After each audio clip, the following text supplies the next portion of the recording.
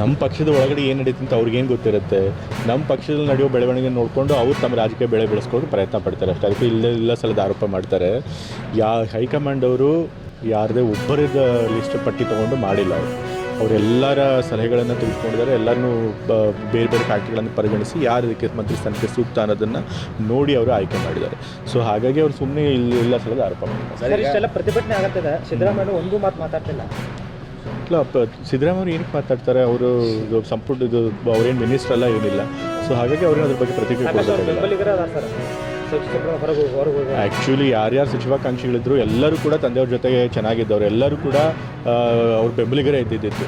ಎಲ್ಲ ಶಾಸಕರು ಕೂಡ ತಂದೆಯವ್ರ ಬೆಂಬಲಿಗರೇ ಇದ್ದಿದ್ದು. ಸೊ ಹಾಗಾಗಿ ಯಾರೇ ಅಲ್ಲಿ ಸಚಿವ ಸ್ಥಾನ ಆದರೂ ಕೂಡ ಅವರು ತಂದೆಯವ್ರ ಬೆಂಬಲಿಗರೇ ಅಂತ ಅನ್ಸುತ್ತಲ್ಲ ಸರ್. ಡಿ ಕೆ ಸಂಪುಟದಲ್ಲಿ ಲೇಡೀಸ್ ಅವರಿಗೆ ಒಂದು ಸಚಿವ ಸ್ಥಾನ ಅಂದರೆ ಕಾಳಜಿ ಇಲ್ಲ ಅನ್ನೋರಿಗೆ ಸರ್. ಈಗಾಗಲೇ ಒಂದು ಅವರಿಗೆ ರಾಜೀನಾಮೆ ಕೊಡಿಸ್ತೀನಿ ಅಂತ ಆರೋಪ ಮಾಡ್ತಾ ಇದ್ರು ಸರ್. ಯಾರು? ಸಿದ್ದರಾಮಯ್ಯ ಅವರು ಯತೀಂದ್ರವ್ರಿಗೆ ರಾಜೀನಾಮೆ ಕೊಡಿಸ್ತೀನಿ, ಉಮಾಶ್ರೀ ಮಹಿಳಾ ಸಚಿವ ಕೂಡ ಬೆದರಿಕೆ ಆಗ್ತಾ ಇದ್ದಾರೆ ಸರ್. ಯಾರು ಹೇಳಿದ್ದು? ಆ ರೀತಿ ಏನಾದರೂ ಬಹಿರಂಗವಾಗಿ ಹೇಳಿದಾರೆ ತಂದೆಯವರು? ಇಲ್ಲದೆ ಅವ್ರು ಹೇಳದೇ ಇರೋದನ್ನೆಲ್ಲ ನೀವೇ ಊಹಿಸ್ಕೊಂಡು ಹೇಳಿದ್ರೆ ಹೆಂಗಿದು? ಏನು ಹೇಳದೆ ಅವ್ರು ಹೇಳದೇ ಇರೋದನ್ನ ಆರೋಪ ಮಾಡಿದ್ರೆ ಹೇಗೆ? ಅವ್ರು ಏನೂ ಹೇಳೇ ಇಲ್ಲ.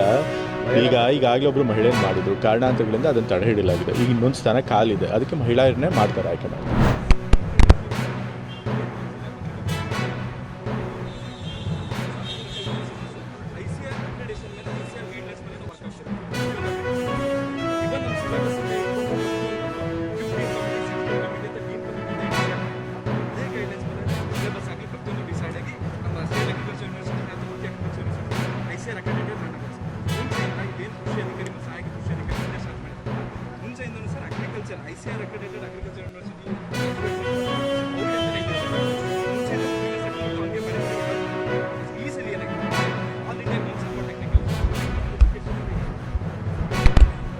ನಿಮ್ಮ ಸರ್ಕಾರ ಬಂದ್ಮೇಲೆ ನಿಮ್ಮ ಸರ್ಕಾರದ ಮೇಲೆ ಭರವಸೆ ಬಂತು.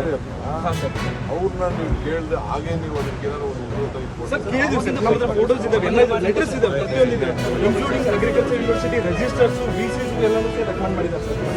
ಮಾಡಿದ್ದಾರೆ ಸರ್. ಮೊನ್ನೆ ನಾವು ಡಿಸ್ಕಸ್ ಮಾಡಿದ್ರೆ ಯಾವುದೋ ರೈಟ್ ಸೇರಿಸಿದ್ರೆ ಮತ್ತು AICTE ಅಂತ ಒಂದು 17ಕ್ಕೂ ಹೆಚ್ಚು AICTE ಅಪ್ರೂವ್ಡ್ ಬಯೋಟೆಕ್ನಾಲಜಿ ಕಾಲೇಜಸ್ ಇದೆ ಸರ್.